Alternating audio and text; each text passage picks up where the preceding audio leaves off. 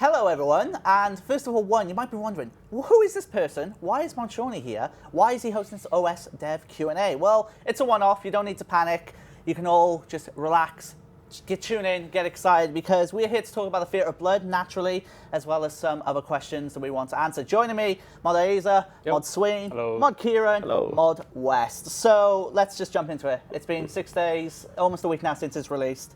Are you all happy with how Theatre of Blood's gone? What a week, man. I think I speak for most of the team when I say after that went out, we spent the rest of the week since just sat watching the streams. I mean, especially the first couple of nights after release until somebody had actually done it. I think I was up to like 3 AM, 4 AM thinking, gotta watch one more. Just praying that we're gonna do it because I just assumed as soon as I sleep, the next day I'm going to wake up and then someone's going to have done it first go. So, obviously you guys guessed how long it was going to take for the first kill, and you were way off. Like, I think that's safe to say. Are you surprised by that in any way? I was a little surprised, but it's like it just took people a while to get familiar with the mechanics, I think. Who was the closest in the end with the guess? I think it was Mod Wolf with 7.5 hours. Yeah, but by close, he was nowhere near, right? Yeah. I usually over-exaggerate quite a bit, and I didn't get a chance to do it this time. What would you have said, honestly? I probably would have done something similar to Wolf. Yeah. So Okay, fair enough. I think it's because obviously you only get so many attempts at Verzik. Because of the way it works, obviously you get loads of attempts at Maiden and slightly less attempts at the next one because obviously you only get to the Verzik on the good attempts. So it takes people a while to learn that boss, and that's the harder boss. So I can see why. I think it was fun watching it that way, because I remember when Hutchins, I think his team did the first Ulm, and it was just lots of people going in and dying and not really learning mechanics. So I think it was a lot more interesting to see them fail over and over again. So, obviously, sorry, go on, Swain, were you going to say something? Oh, sorry, I thought you were going to jump in, my bad. So what we saw, obviously, from the start is that the first two bosses, they kind of sped through it. Initially, of course, they ran into issues on bloats, where they obviously started running into getting messed up as a team and learning, i.e. follow the leader. But I mean, did you guys honestly expect them to take so long to get to Verzik? How long did it take them to get to Verzik? Not very long. It wasn't a hugely long time. We saw people get to Verzik within the first couple of hours. It's just that no one really expected a phase 3. I think one of my favourite clips, even playtesters as well. I think my favourite clips was when someone first beat phase 2, and then they were just like completely like, oh my god, we've done it. Yeah. It's like, it took people a while to beat phase 2, so everyone just sort of had the presumption that was the final phase. So those who don't know, we actually kept phase 3 a secret from all the playtesters who came into the office. So, you know, Boaty, etc. all came in. They had no idea. We had a bunch of playtesters come in to do some balancing a couple of weeks after. They had no idea either. So when we did see a team get there, we were waiting for that reaction, and it was hilarious. I literally remember, because I sit pretty much right next to you guys, so as everyone was watching, the team obviously got to the first time they got to phase 3, everyone, everyone was reading the chat, and they would go, oh no guys, you're not ready. Then literally as it happens, everyone just started laughing, because obviously everyone thought they had it done, and it was just great. So while we've mentioned that, actually, so we just released a video on the Old School YouTube channel where we've actually been talking about how some of our favourite moments so far for Theatre of Blood. So can we bring that up on stream, and then we'll start talking about this? No problem. So we'll bring this up on stream. The video will be muted, but we'll just talk over, obviously, what's going on. So it's got some moments from streamers, which is pretty awesome. And so they're muted for us, or muted for them? So the video going out on stream is going to be muted, but they'll hear us. So we're kind of commentating this, I guess, in a way. Are we good, Shed? All right, let's do it. All right, so yeah, so this is obviously when Boaty's team first got to the blow, and this is when I think they discovered for the first time the team mechanic as such, and obviously what happened to them, where they just got absolutely ruined because of it. That was when Boaty kept shouting, stay by the far wall, because they seem to figure if you stay in the extremities of the map, you'd remain safe. This was the best one, I think. It was amazing. I mean, to be honest, I'm surprised people haven't started using this tactic now, because it's just great. Just the This is what I mean. Like, literally, everyone watching the blow, you would hear Kieran and others laughing, just watching it. It's just great. Honestly, you see the spectators, I think they added so much to this. I have to talk about, so the Shadow Realm mechanic in this fight was absolutely incredible. I think it's so amazing just doing this. Was Foe trying to solo it and almost did it, of course. And he had a great effort. Fair play to him. But yeah, literally right at the last bit. I got so close to start trying to remember it. I think he took a screenshot of his path that he had, and yeah. Yeah, that mod Rye came up with that mechanic. It's absolutely unreal idea. It worked so well. Here we go. That's a little, as he was investigating the path and trying to remember it. And and this is kind of the beauty of it. What I love about content like this is that you just see this natural progression as teams begin to pick up their mechanics and obviously picking up their setups, and it's just great. Typical sick nerd moment here. It's like, oh, okay, what's happened? Oh, I just killed the whole team. And he has no idea what he's done either, but he just walked onto the path. So, where is everyone? And then straight across, he just kills himself again. Oh, brilliant. Yeah, I mean, just stuff like that just makes it, and obviously when they start to pick it up, and again, it just, I don't know what it is. I think this mechanic was a winner in regards to like how it surprised everyone, and just people trying to beat the path, for example, as you just saw someone rocket across there. This is just their way of trying to do it. As Kemp Q found out, you don't brute force this one. Oh man, again, it's just also, I think what we got next is, obviously we got Purgatory as well, but we want to talk about it a little bit. And, well, I mean, we can just this is probably the biggest damage stack that you're ever going to see in RuneScape, with people not realising the mechanics. Pop, bang, boom. You don't want to claw that at the wrong time, that's for sure. Oh man, I mean, it was just so many moments. I mean, you could probably make an hour video of stream moments. Unfortunately, we had to condense it down to about 5 minutes, unfortunately. And this is where, of course, it's again been picked up. This is Wook's team, and you saw Cloud getting absolutely destroyed there. And then, of course, Wook's finishing off on his own on that kill as he was tick eating, as he says. And he'll say, tick 8. Wait, tick 8. Here it comes again. It's amazing how calm he stays, isn't it? It's just incredible. And then he goes, easy! And then, yeah, that's what he does, right? That's just Wook's. He's got no expression the whole time until the end, and it's great. And of course, the big finale, this is where the reveal was for the very first time. We saw Phase 3 come into play. And you could just see the reaction. The players are running around like, wait, what's going on? And then trying to obviously figure out what to do. So again, it was just great to see, honestly. Oh, sorry, this is Phase 3 kicking in. Apologies. This is I think this is where we're just about to get the first kill now. Oh no, apologies, you're right, sorry. Before, you were right in the last video, they'd screamed just before that we finished it, and then it says, wait, no, we haven't, carry on DPSing, carry on DPSing. I've got to say, Wooks is an absolute god when it comes to running onto the gold portal things. As when he's followed by the purple sword, he just has such a knack for timing it to perfection. Yes, we did it.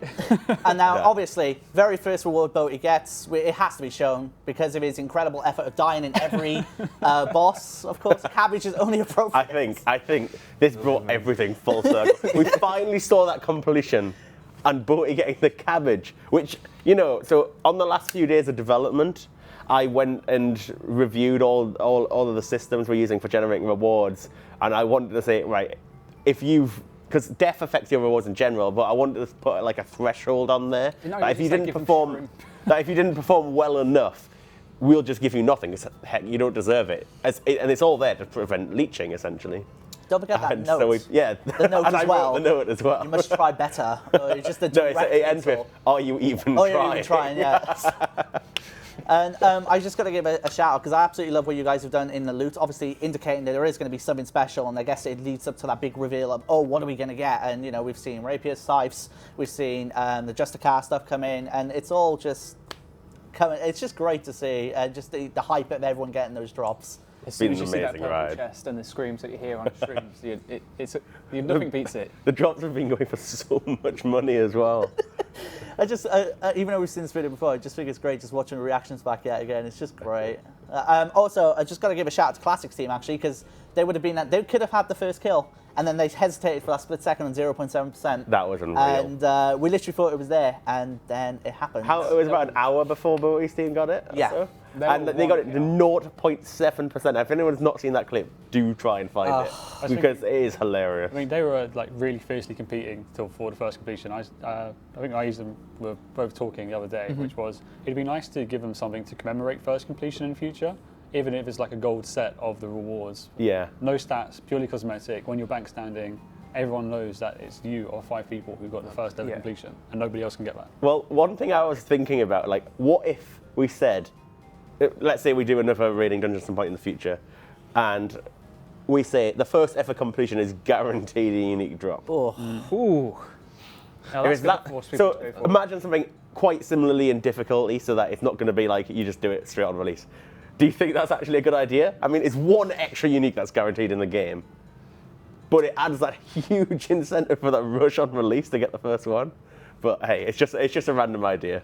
The chat seemed quite keen for it.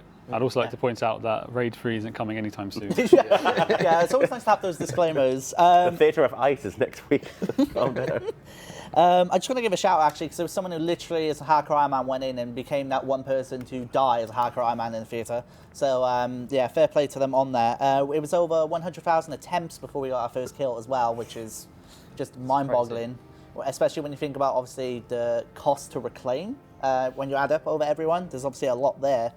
Yeah, we got some data in the other day actually on like which bosses are killing which teams, and so you can see the effect different bosses have. Like Zarpus is the one that kills the fewest people, but Verzik is destroying a good like 9 in 10 teams fail at Verzik is ridiculous. I think Bloat was second place for kills as well. So unreal, really.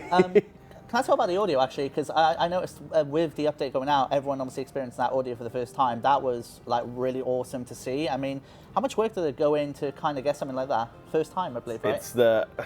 We've had a lot of work from the audio team in the past. Like they've contributed to Monkey Madness 2, they've contributed to Dragon Slayer 2 substantially.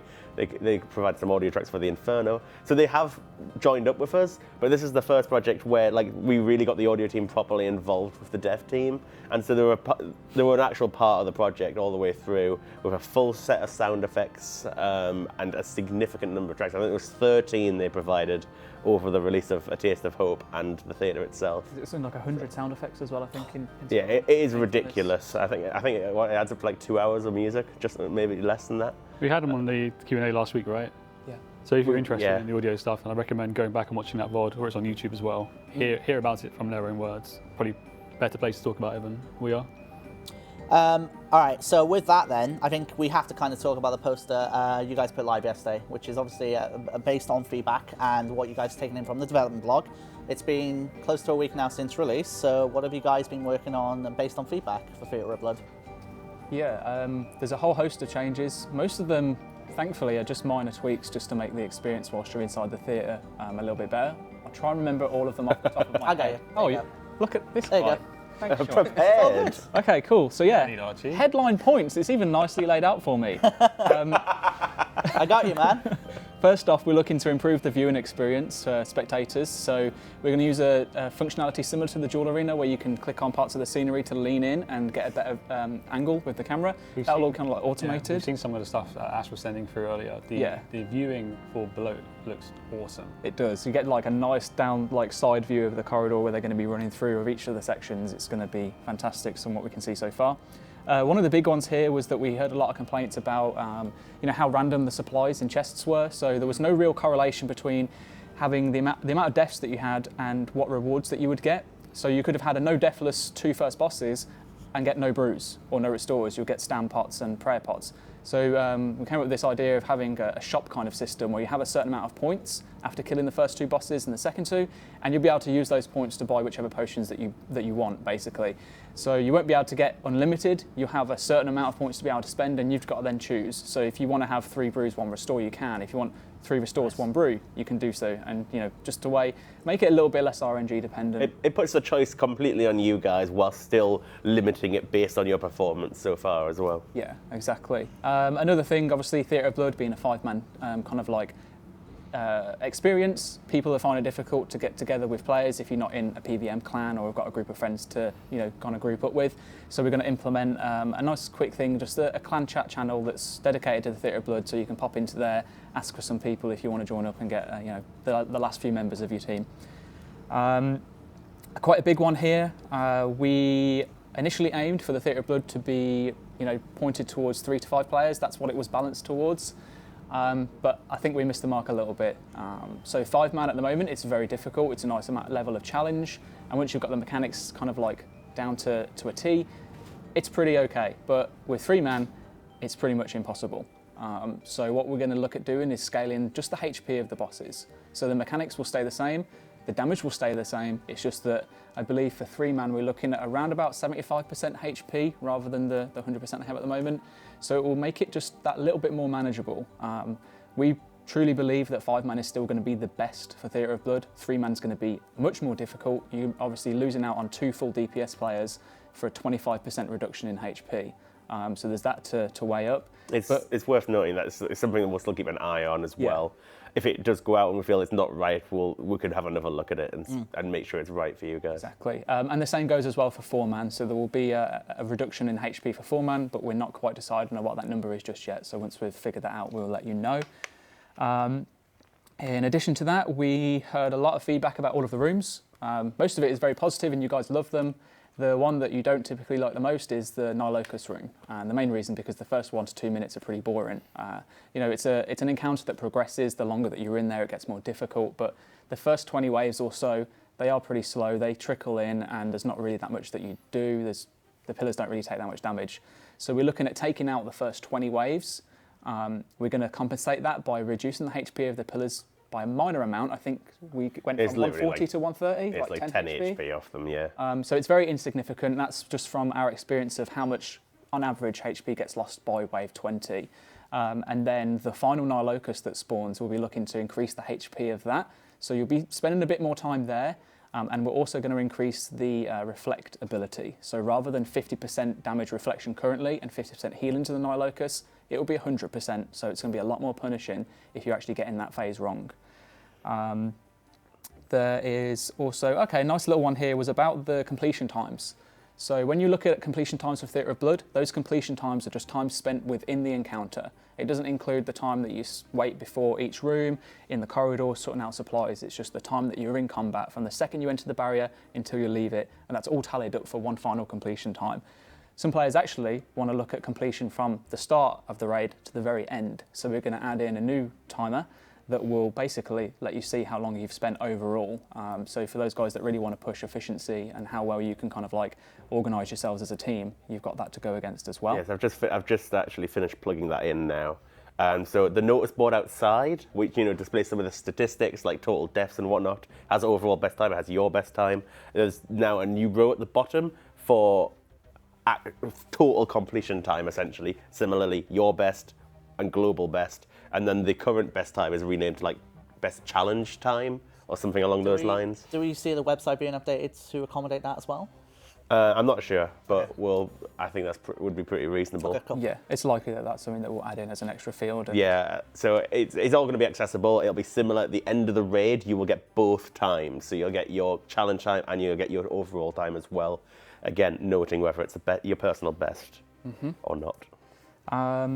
Talking about data and the notice boards as well, what we're hoping to be able to do, good luck with this one, Kieran, is we want to add a notice board at the end of the theatre. When you've defeated Lady Verzik, you've gone down into a treasure room, we'll put a little like notice board on there that you can check. And we're hoping that will be able to show you the number of deaths that each player had, the time that you spent in each room, and then also highlight an MVP across the entire raid. That's a nice little bit more information for you. You really want to see, actually, we got 10 deaths. Who was the one that had the most? I wasn't keeping track. This is the way that you can go and roast your mates then.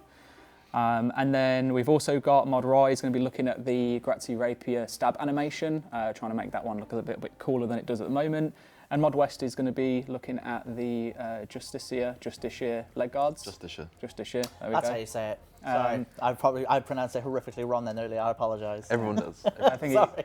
is it probably to looking at whacking out the scissors and chopping off the extended bit of cloth that's there, right? Pretty much. And then lastly, we have the Pestilent Bloat. The Falling Hands at the moment, they're a little bit punishing in the sense that you don't have that much time to react to them. It doesn't matter how good of a player you are, you literally cannot at times get away from them. So what we're doing is we're looking to add an extra cycle delay to the actual shadow so that the shadow will appear for a cycle longer than it does currently before the hand will fall. So it gives you just that little bit more time. We're talking 0.6 seconds. Yes, So. and there was another issue with the falling hands as well, is that if you got hit and another one fell on the same tile, you didn't actually have time to move before another one landed. So what we actually, and this is already fixed, so we did a hot fix at the weekend which prevented that from happening. Ed put the code together for that very nicely on a Saturday before I actually deployed it. But that means you will be able to, you won't get hit twice in a row without being able to do anything about it. Cool. All right, should we jump to some questions? Yeah, please. So first of all, I'd like to say Yeah, that go for it. all of that information is in a blog. So if you've already forgotten what we've just spoken about for the last 5 minutes or so, go and read the blog. It's the last news post we put out. Exactly, and likewise as well, we're aware that it's in the blog. I know that we're talking about it again, but not everyone has the opportunity to read the blog. Some people prefer it to go on through video, and considering it's so soon after release, I think it's fair to just quickly recap over all of that information. But that's me done, and we'll go on to some questions. Awesome. Just before we go Oh on. yeah, by all means. That's fine. I'm already done his now. The aim is to get the majority of these feedback changes out. It won't be out this week, but next week's update. Yeah. And I'm presuming that obviously anything that comes up in the interim, you guys will look into as well. We're absolutely still looking at the feedback. I mean, there was another thing about like the citizens walking in front of the gravestone chest. That's already fixed, and that should be going out next week as well. Cool. All right, we'll take a couple of questions that we've gotten from Reddit and Twitter, and then we'll grab some stuff from the stream. By the way, you can ask questions in the stream. We'll try and pop them up where possible. First one is from Vec, who asks, can we get a bank all option on the chest outside the Theatre of Blood? On the gravestone chests, I presume that's what they mean. Yeah, I presume so, yeah. So we're planning to obviously look at death at some point as a whole, so that system will logically probably come with a bunch of improvements. So we could, to be honest, we could add it to all gravestones. It doesn't seem like the most unreasonable thing. Cool. Nixo asks, can we have the ability to take some scaling items such as bolts, darts, alks, etc. into the Theatre of Blood while we spectate? So this has been discussed because we obviously acknowledge that it's like it'd be a pretty good thing to do, right? You sit there and do your alking while you watch. The reason it hasn't been done is for pretty much for safety reasons. Like, you are constantly teleported around and shifted from place to place, preventing the issue where people end up with items on the floor and things like that. It was the safer thing to do.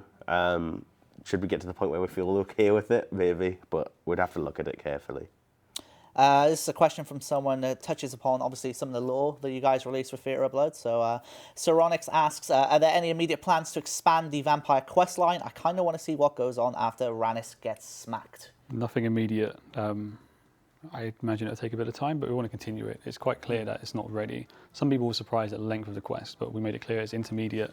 If you look at what RS3 did with their vampire storyline, I think the one following the last Mikey quest, I think Legacy of the Seagates, that has like another 2 or 3 afterwards. Mm-hmm. So there's definitely room for that to happen in Old School, but not anytime soon. There are other things we want to focus on. Like, we've just put out raids and vampire stuff, so it's time to focus on other stuff you've been asking for.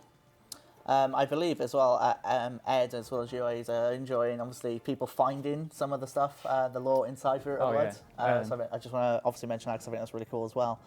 Kupu Palo asks, is there any chance for scaling in Raids 2 to make a reasonable take on smaller groups? I mean, we kind of talked about that with the dev blog, but are you okay to reiterate that? Yeah, of course. So yeah, we are looking to make it more accessible for 3 players in terms of anything lower than that. At the moment, no plans. The Theatre of Blood was always said that it would be balanced towards 3 to 5 players. I think there would be drastic changes that we would need to make if we were to make it soloable. Who knows, potentially in the future. I think if we were going to look at a soloable version, we'd have to look at the entire thing as well as the chance of uniques.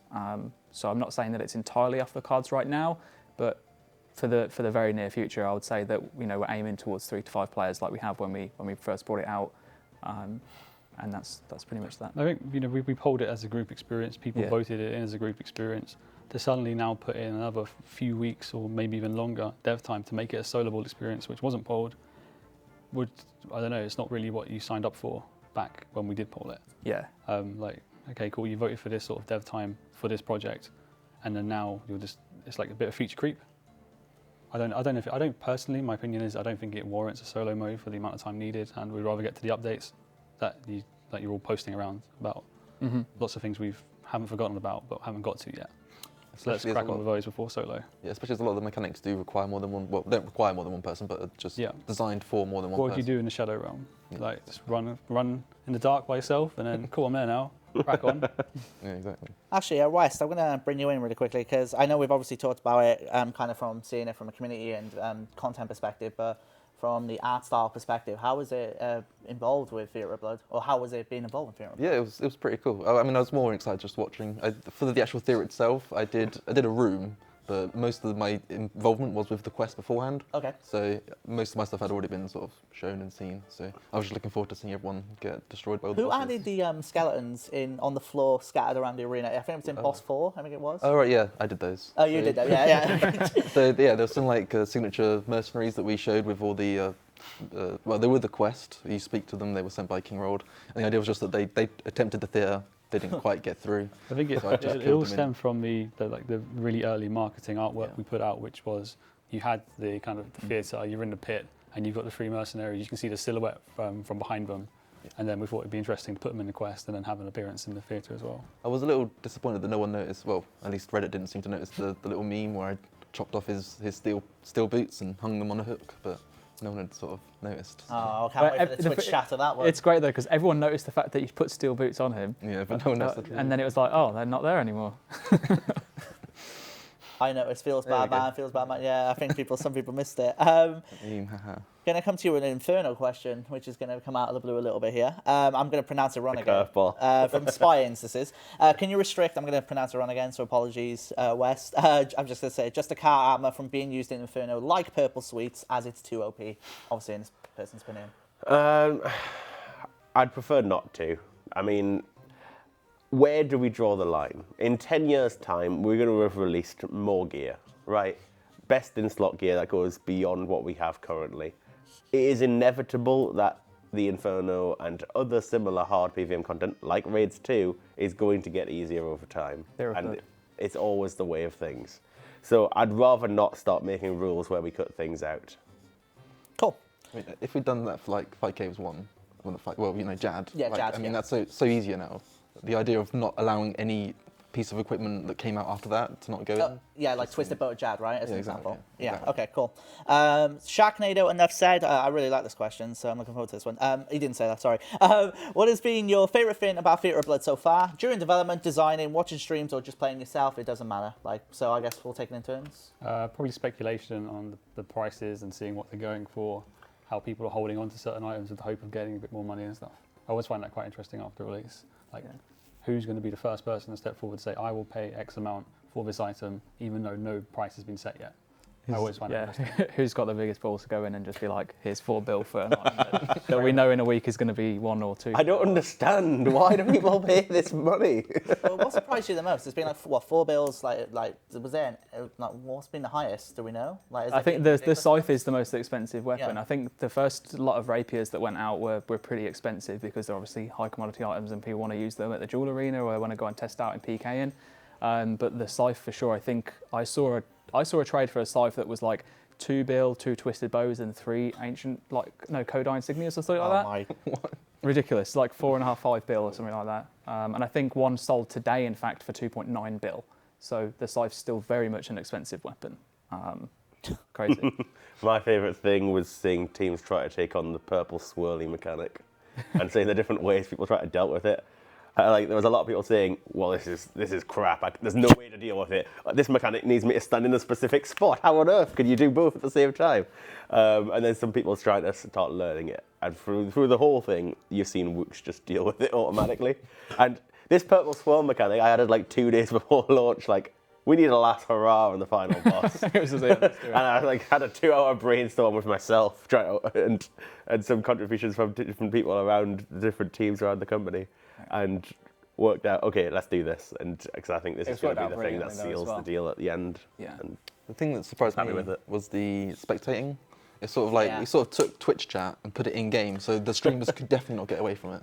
I absolutely love that because, obviously, when people are going in, you have your crowd egging you on, and then you have some people who want you to fail, and then you kind of want to prove it wrong. I think that's so cool. Well, it's the whole thing as well. It's RuneScape is all about community, right? And to be able to have the players in there, and yeah, we all know that everyone likes to be a little bit edgy every now and again and say stupid things, but it's hilarious when you just be able to roast your favorite content creator or your best friend who you're watching. Go ahead and do it, and you're literally roast them because they just failed. It's the best thing ever to watch. And then everyone's also giving them help. And people, I saw a lot of, when I was joining specific random parties, they were there giving advice. And before you know it, people started coming together. It helped with gaining tactics. And it kind of, for me as well, even though obviously we weren't doing the content, it made me feel like I was although I can't do it, I still felt I was engaged with the actual content. I got to experience it firsthand. This is what I was going to say as well. Like, there's a certain type of update that seems to have this whole impact on the whole of the game, the community, whether you're playing it in game or whether you're just sat watching a stream, whether you're actually in game spectating. Everyone was talking about it, and it's such a humbling feeling to see what it does to the game when this sort of content goes out. Really. Like, it's all over Reddit, it's all over Twitter, everyone's talking about it. When those moments happen, like Calyx's team getting a 0.7%, everyone in the game is just going crazy. You see it in different clan chats around the game. It's absolutely incredible, and it's what makes me feel like I love working on this game so much. And I just hope to provide more similar sort of stuff in the future. Yeah, I was going to say, like, do you see, like, kind of integrating a way for people to watch future content being a thing in, like, stuff like this? Honestly, like, I didn't know what to expect with it this time, putting having the spectator feature in there. But I think for sure we've got to do that sort of thing again. Like, this is a reason we're going in now, putting in the whole lean feature so you can get a better view as well, because it's clearly been valuable. Obviously, as you mentioned, is about like the chat obviously getting involved. Spectators getting involved and stuff. Without trying to point the finger at a certain someone, people in chat mentioned already Zulu as an example, where obviously during his adventures with Rooks' team, obviously became a bit of a meme, dare I say, as a result of it. So yeah. That was just like one example, but I mean... it's his name, it doesn't help him in the chat. So, you know, we've got Zulu and Lol, it just goes together perfectly. But I mean, their whole team have done fantastic. You know, obviously there's differences in abilities, but look at their team now. They're smashing back to back to back to back to back. They're not failing, they're not stopping. I think Zulu has well over 50 kill count now. So they've definitely proved their worth in the theatre, and, you know, hats off to them if I was wearing one. Mate, it's that team, sub 25 minutes now. Latius's team, yeah. Crushing the record. He currently holds like 5 every out of few 7. hours he gets the record again. Latius's team holds 5 out of 7 records right now. Ridiculous. They're an Ironmen team, and they've been ripping up that theatre. They own it now. It's theirs. God, everyone claims that Ironmen people are special, but you're all losing to them. Probably would have got the first completion too, anyway. But let's move on. So, a bit of an open-ended question. Everyone, if you want to jump in on this one as well. From Joey Diaz, where do you see the game in 10 years' time? Still here. Yes, of course. But I mean, do you see any, like... I couldn't possibly. I don't have a clue. Yeah, that's fair. I mean, at the end of the day, the same principles we work by now are what I still want to see players in place 10 years. That the community is still the heart of the game. It's the living heartbeat of what we do. We'll always try and listen to what you guys want, and that's what we're going to try and do. Yeah, iOS always on might be out in 10 years. No, I'm kidding about that. Yeah, mobile will be out. So what I'm seeing in 10 years' time is like this kind of cross-platform game where you're playing at home. Desktops probably will still be a thing in 10 years. Like PC gaming is persisting, it's still surviving, but there will be like Wi-Fi will be so much more accessible everywhere now. You'll leave the house instantly. You switch to your mobile device, and your Galaxy Note 30 is probably about this big now. And you're on 12G. You are the server at this point. I don't see our approach to old school staying. I think we're in a good place now we've got more devs like joining, right? So we've recently hired more learning and stuff like that. So now we can start putting more updates out for our communities who feel maybe neglected. I think in 10 years' time we'll definitely have a clan system, and that'll be great and thriving. I think hopefully there'll be content for everybody, and it'll be really accessible by this whole cross-platform thing. Hopefully our mantra towards producing content won't change. No massive power creep, which I think we've been at for 5 years now. We've done a really good job keeping that under control. So 10 years' time is quite exciting. I can't wait. There you go. But that's twice the length of old school. Like, it's far away. Yeah, it's a long time. Yeah, let's think baby steps. 5 years first. Make the 10-year anniversary. It is ridiculous that it's been 5 years, to be honest. So. All right. YRNum812. Can you please make Escape close the world map when it's open? This has been well known since the launch of World Map that Escape didn't close it. It's something they want to provide, but it will take some engine work to get it done. But they are looking at it. And I presume, based on this question, I'll ask it anyway. Alip432, would it be possible to make a waypoint feature for the world map? I think there's a load of potential features that people have been interested in for the world map. I'd like at some point to find the time and do like a batch of improvements, like fairy ring codes on there, maybe supplementary info about agility shortcuts as well, like what requirements are, and stuff like that. So I'd love to start looking at that sort of thing. I'm not sure how useful people will find waypoints in particular, but it's for sure the sort of thing you can do. We know that work needs to be done, but in the meantime, we probably get together and say, what's the ideal? At the end, if we've got all this resource available, what can we do? Like, for example, I'd love to see kind of clan integration. Once we have a kind of clan system, or even just built into the current friends chat system, if you can see everybody kind of active, who's doing what, who's where. So I'd like a pin system where you can put in pins and just have like treasure trail hints on there, so we don't have to use like you don't have to go to like the wiki to look something up. Barafo asks, can the death mechanics of Zorah be changed to be more like Vorkath / Blood, where you get an interface where you have to pay? I would personally like that. So we ran through this suggestion earlier. We think we're going for we're literally the Reddit thread of stuff we said we'd do, which we didn't say we would do all of it, by the way. And so you were very particular about a few of those, weren't you? It's like we were reading through and Swing goes, I never said that. Why has he said I said that? Word for word as well, yeah. It sounded like him. It sounded just like ventriloquist to me. Yeah. So Zorah, it's still really profitable, right? It's like 2.5 mil per hour. If there's a fee, it doesn't have to be 100k. If it's 50k or something like that, it's still worthwhile. Yeah. So in particular with the change Ash made to making it slightly softer on hardcores, why not? Yeah, it seems entirely reasonable to me. Even if it's a small fee, it's still a difference, right? And anyway, everyone who goes about, obviously Zorah got nerfed. There are just as many people doing Zorah now as there was before that nerf, like last year. Zem asks, can the client be made to remember multiple usernames? I'm not sure. It seems like a reasonable feature to want, though. So I'd be well up for it if it's possible. Yeah, I never thought about wanting that until now. And now I'm like, oh, it saves me having to type out my username every now and again and switch between accounts. Go on from our own mod Kira. He wanted to add his own question to it, so before we take it. He says, currently as it stands, when casting a spell, runes will always be taken from the inventory when you have stacks in your rune pouch and inventory. I would like to suggest, if it's possible, that can we change this so runes always come from your rune pouch first when you're using it? Did that make sense? Did I pronounce it? Yeah. Okay, cool. I really have no preference either way, so whatever the community want. I think his reasoning was so you can tell how many runes you've got from a drop or something. And so you have an inventory, you can track how much you picked up. Okay, yeah.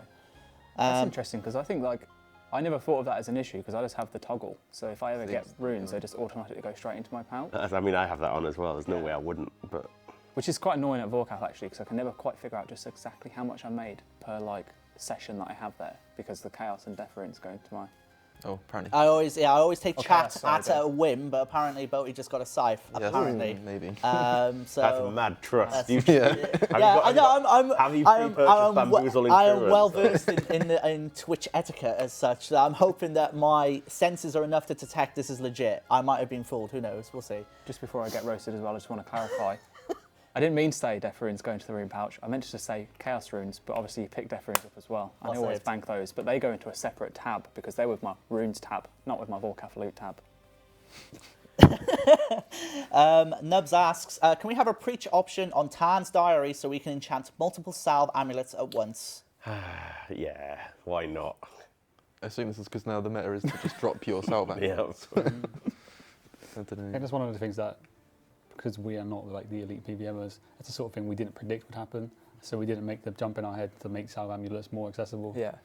But now that it has, I have no problem with it. I have semi-regret about having the guy as undead and leading to that sort of thing, because it's just an annoyance, really, I think, for people to play. But as long as we make it a bit smoother as a process to get them, I think that's better. Pickelly asks, can you remove the left-click warning on the Soul Bearer? Currently, it's less convenient than using the installed heads on it. So when you left it as a warning?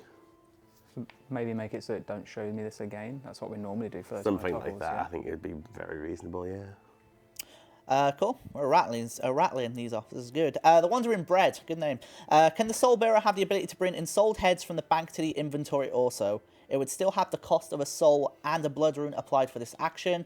This would make Ensouled Heads a more viable training method and give the soul bearer a similar effect to the butler. That would be incredibly powerful. It's already pretty much the meta for prayer training for a lot of people. I'm happily pointing to the Twitch chat and this time. There we go, yeah. For a moment, I was thinking in my head, I was like, wait a second, am I getting this wrong, or does that just sound extremely broken? I was like, So as well, no, it's broken. like they're already really good. Yeah. And now you're making it best, which it shouldn't be, because you're getting mage XP and you're getting combat XP and you're getting prayer XP.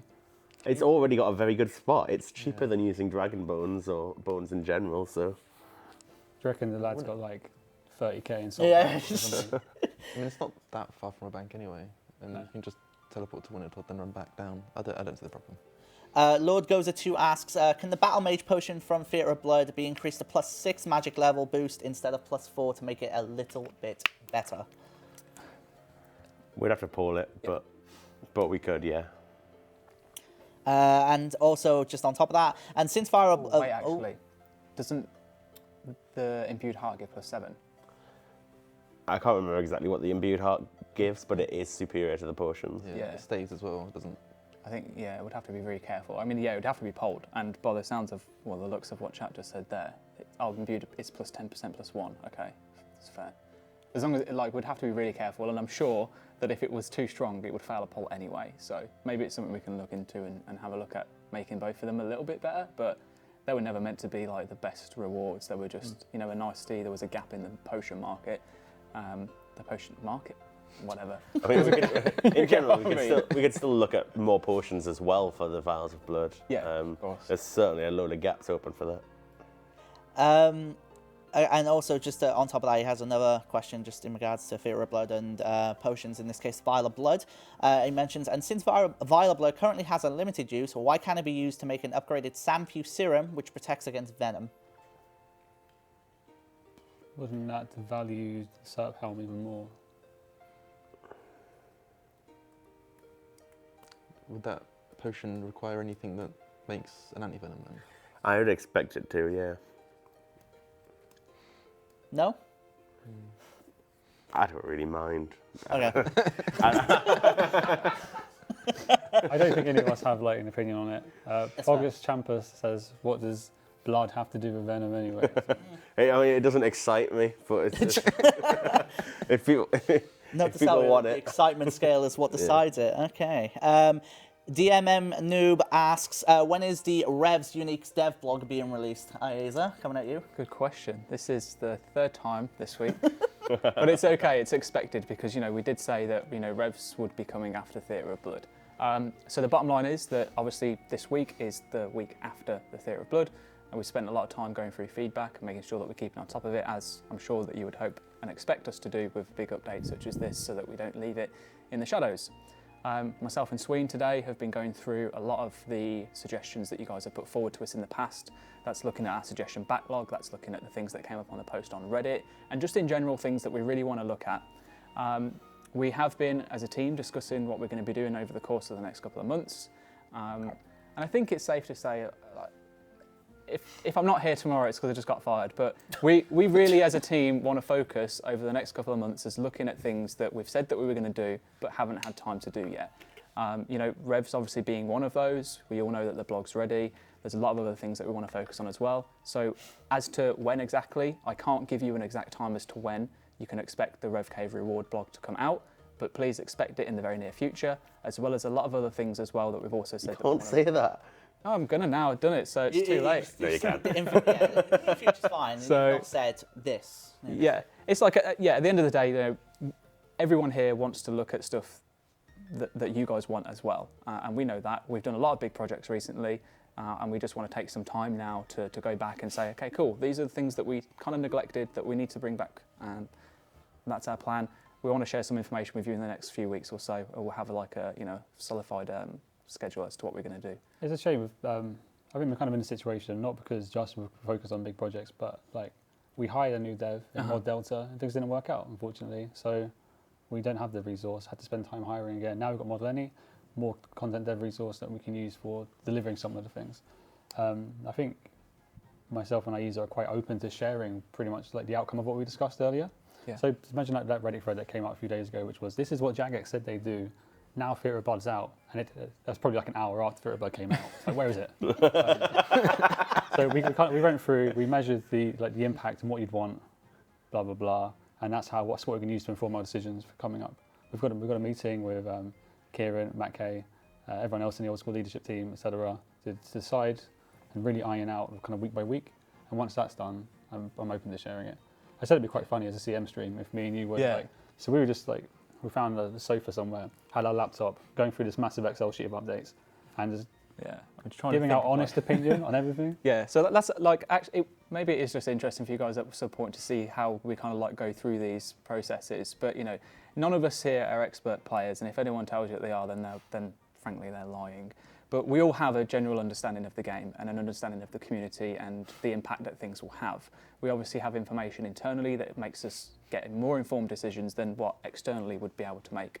So we sat there, as two guys would, and we're like, what the hell do they mean about, why would anyone want that? And then we start thinking about, okay, why would they want that? What are the scenarios that could come out of this? How many times has it been mentioned? What other variants of that are going forward? And how can we compare that to this to actually make what could be one suggestion, combine 3 others and make one? And it's just kind of like this back and forth, isn't it? And I'm trying to think of an example that won't make us get hated, that we were laughing over. Oh, okay, here's one. We weren't laughing over this one, actually.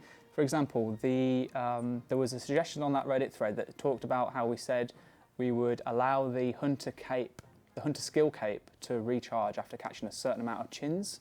So I believe that's like the teleport, right? Yeah. And after a certain amount of chins, it would recharge. The conversation pretty much went along the lines of, when skill capes were first introduced, oh, okay, cool, these are skill capes, we just want them as cosmetics. Cosmetic only, because I want to show off my awesome achievement with my friends that I'm a level 99. And it's like, oh wait, I want a skill perk, cool, all right, you know what, you voted for it, here's some perks. This perk isn't good enough, I want a better perk. This perk isn't good enough, I want a better perk. I want more perks. And that's kind of where it's gone to. That's the sort of thing, like, there are projects probably more deserving of the time. Not just that as well, the way we look at the project. So remember Moded's Winter Todd change? Like, I think it's awesome, like changing the health to like the warmth bar, so it's not dependent on your combat levels, skill levels, etc. But realistically, the impact it will have on the number of people doing Winter Todd won't change. So I think we're probably best off choosing other projects over that, because it's more of an outcome, more of an impact on the players. Yeah, not to say that it's not important or that people don't want it. We know that people want it. It's just that people are still probably going to do Winter Todd, even with the way that it is. Yeah, we know that it's unfair, but what are things that are really bad at the moment that we could really do with improving in comparison? So. The other thing's about just maximising the value we get out of the limited time we have. Yeah. We don't have infinite developers, so if we've got one developer, what do you want them to spend their time on, ultimately? Yeah, like some people are saying here, perfect example. Do we look at Winter Todd Warmth Bar, or do we look at the Gargoyle Boss rework?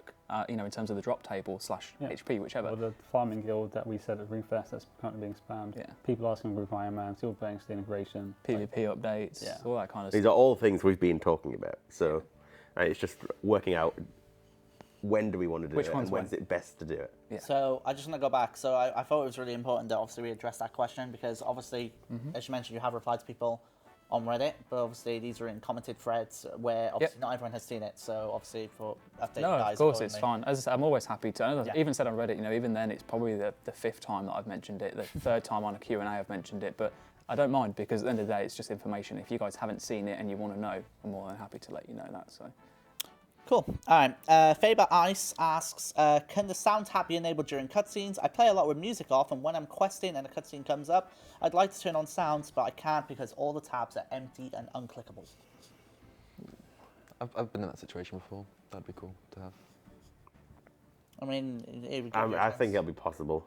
We'd have to look at it carefully, though, because there's probably certain settings we wouldn't want you to have access to in the middle of a cutscene, but we'll see. Awesome. I think it's reasonable.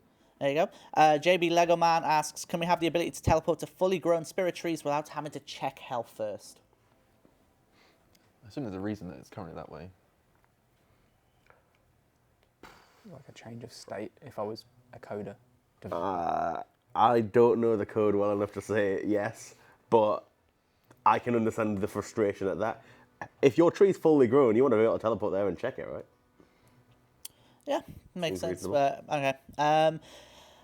This is a question from Leech God X. Can we ever expect a list on a Google Doc or website with all of the confirmed suggestions that the team has heard or is aware of? I'm sure you guys have a nice version of this in-house to keep track, but I think it'd be nice if the community knows what you guys have seen already. It's a pretty long list, isn't it?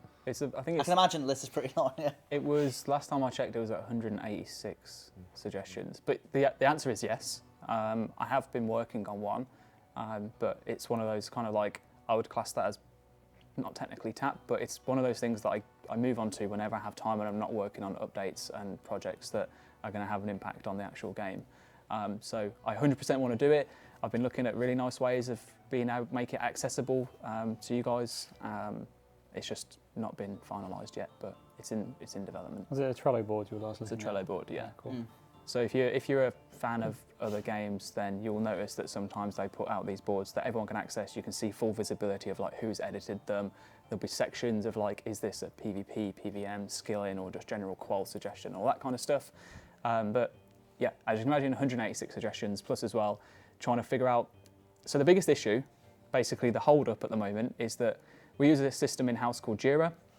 And obviously Trello, there is integration between the two of them, but that's something that we need to investigate in terms of actually getting working, because the devs and we as CM, we put suggestions through onto JIRA, but we don't format them in a way currently that would be nice for you guys to actually view. So you wouldn't have a clue what it actually means.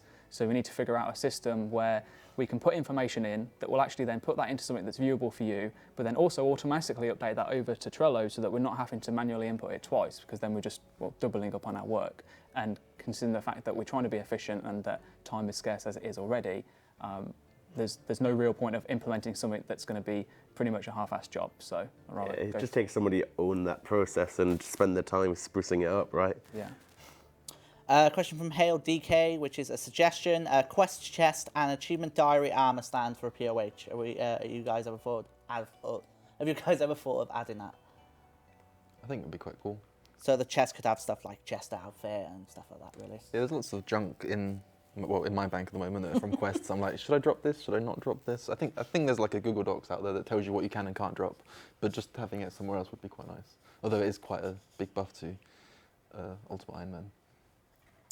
Cool. All right, I'll take a couple of questions from the chat. Have there been any mechanics on Versic we haven't figured out yet? Ooh. We spoke about a very interesting random one today, didn't we? Not that it was a really tactic, but yeah, but obviously you see all the mechanics. I think people really do deal with them. It's just tactics, maybe. General strategy is what people are always going to be improving, but I think people understand how to avoid each mechanic. Yeah, we've seen a few interesting. Obviously, everyone knows the generic strategy that everyone's using at the moment because you see most of them doing it on Twitch. But I think there are other tactics that people could be using. I think people have started to figure those out, and pretty much that's about it. There might well be more out there that people haven't started to use yet, but who knows? I'm a fan of you guys not spoiling like any stuff they might not have discovered yet, because I feel like that's what makes it fun. Yeah. Is everyone obviously trying to figure out, what's the best one we should use, etc. That's really I'm cool. perfectly fine within a year's time somebody figures out a better way to do something. It'd be great. Cool. Do you mind if I take a question in the chat? There's a few people, Chapo and another chap, asking about Deadman stuff. There was a blog last week which details all the content changes. Like, that's not going to change.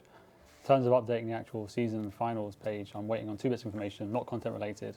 Hopefully I'll get back today. Basically, it's like a contingency plan of what we do, like if something goes wrong, that's public facing for you guys to read and know what we'll do.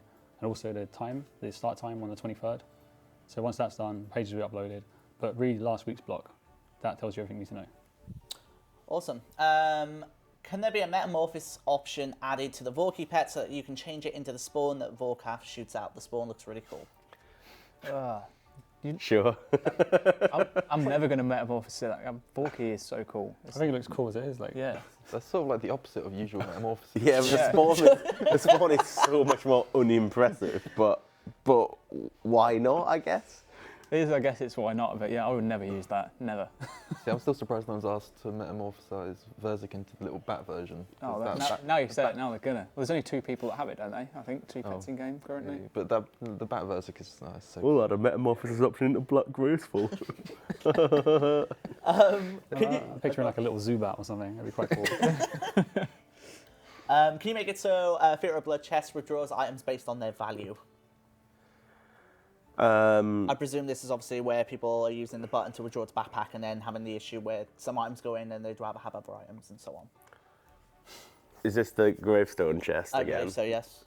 Well, I mean, it just withdraws them in the order that they're in the interface, which is pretty much how your bank will work or anything else. So maybe we could, but I'd actually prefer to look at trying to do something with remembering the order that your items were in when you lost them, so you can try and get pretty much the setup you had back without having to go and mess around and organize your inventory again. That's what I'd like to have a go at trying to do. Oh, that would be awesome. That'd be nice.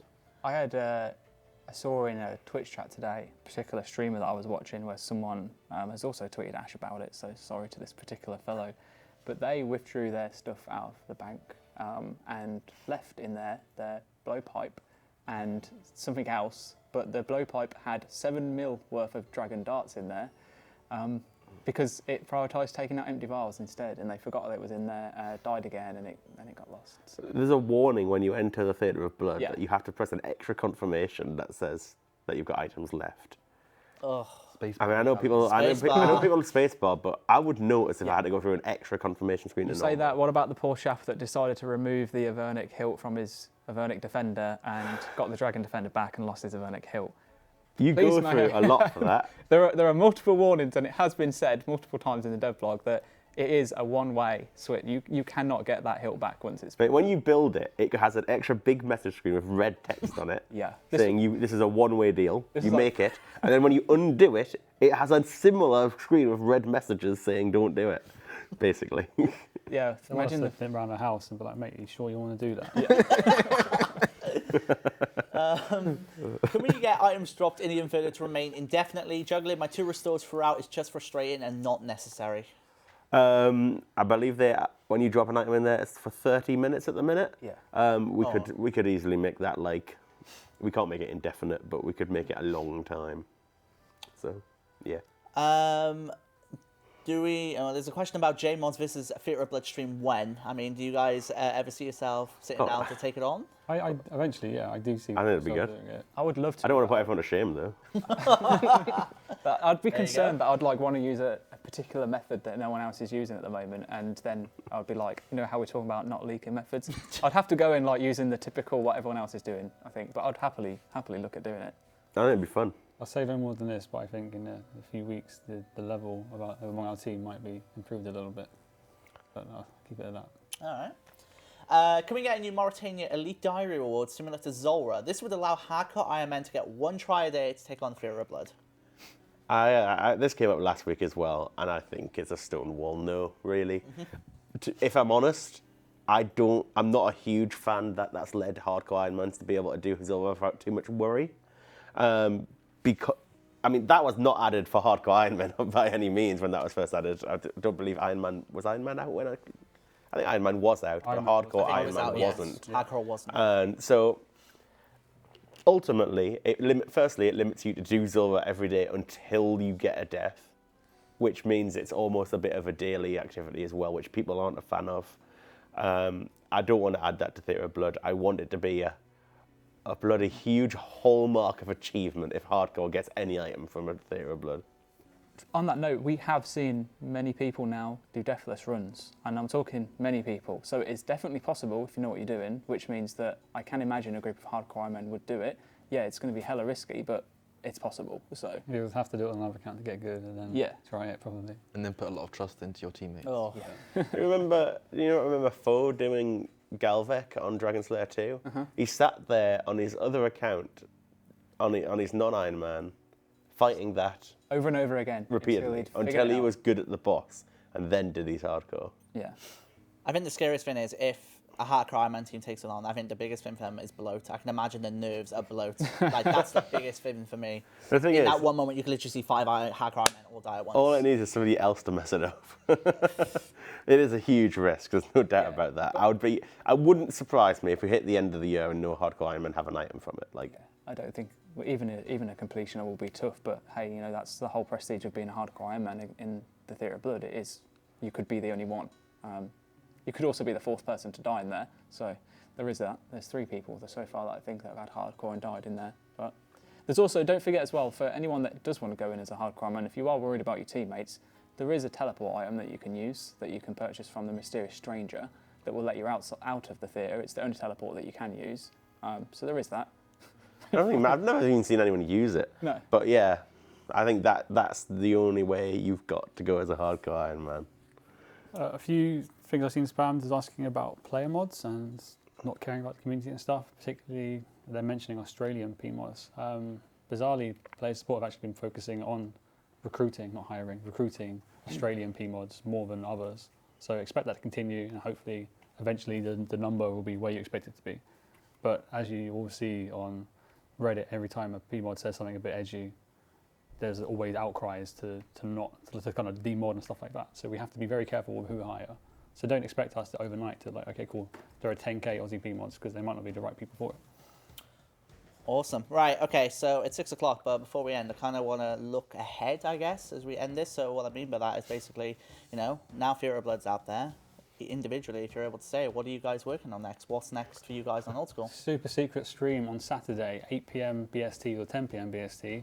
It's going to be so good. What have we got ourselves into? It's myself and Aiza, and it's super secret, so no leaking. Spoilers.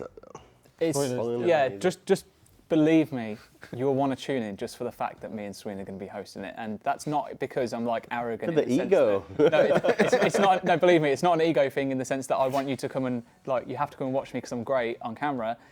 It's just going to be bloody brilliant. I promise you. You're causing me headaches. Yeah, Modshed isn't happy about the things that we've got together. What? It's yeah. That's all. Do you I'm not saying. know? No, I haven't got a clue. All I've seen, genuinely, all I know about is that I saw a tweet and that is it, and I'm just like, oh wait, what? What's going on? So okay. Yeah, it's going to probably be one of the best streams that I think we'll have done. So. And other than that, I'm spending quite a lot of time on mobile, and I see lots of mobile spam. As I expect that every week until it's released, that's fine.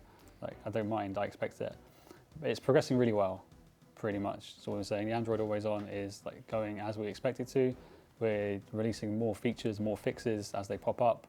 It's progressing nicely. And when I can share more, mainly when John sees back from holiday, me and him get together and look at how we want to proceed with communications. But still happening. Awesome. Kieran? Fear of Blood fixes. Well, all the feedback stuff we've been talking about. Beyond that, it's all the stuff these guys were talking about earlier, and putting a big focus on quality of life and all of the unfinished stuff that we've promised in some way or another that you guys really want to see. What are you, Wes? I'm working on the Deadman arena for the summer tournament. This has got lots of sand, so I look forward to your seeing it because it looks really cool. So actually, just before we wrap up, Deadman obviously coming up pretty soon. Do you guys want to kind of just give us an overview of when it is, how people can tune in and stuff, and then we'll probably wrap it up there? Yeah, so first thing to be aware of is that next Thursday we'll be hosting a Deadman beta. 2 p.m. start, as we have always done. We'll be kind of running through as we do the whole permadeath stage with the fog and stuff, and then the 1v1s. Also trialing out some new kind of contingency content like pausing gameplay and stuff. Let's see how well that works. More to follow in the blogs and the actual Deadman pages. I think Aiza's talking about the beta and tomorrow's news post, giving you 1 week's notice. Then the week of the finals starts on the 23rd of June. Not too sure on the time yet, I'm waiting for that confirmation. And then it ends on the 30th of June, which is when the autumn season begins. You're laughing at the comment from... I saw that from You're laughing at you can't pause RuneScape, Mum, right? We might be able to now, so... Son, come and get your dinner. Mom, I'm in the middle of a raid. I can't pause it. It's an online game.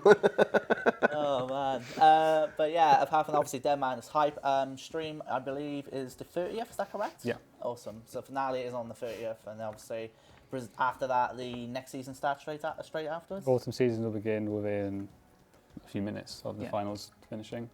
So if you are wondering in terms of what we've got coming in terms of in the stream, if you're in theatre mode right now, exit theatre mode, look at the tabs across the top. One of them will say events. Click onto there. There should be 2. One for our super secret stream on Saturday, which is 8 p.m. till 10 p.m, and then one for the Deadman finale as well. Awesome. Right, on that note, I think that'll bring us to the end. So first of all, hope you've all enjoyed putting up with me for an hour. It was only a one-time thing, so hopefully it's been Never again. all the same. Never again. There you go. It's been a pleasure. Thanks for hosting, mate. That's all right, it's my pleasure. But yes, apart from that, I'll bring us to the end of this week's Developer Q&A. So hopefully you've all enjoyed it, and I just want to say thank you guys so much. It was a hell of a fun to do this. So Thanks for joining us, man. Cool. apart from that, that'll do it. So take care, guys, and have a good one. Bye. Bye-bye.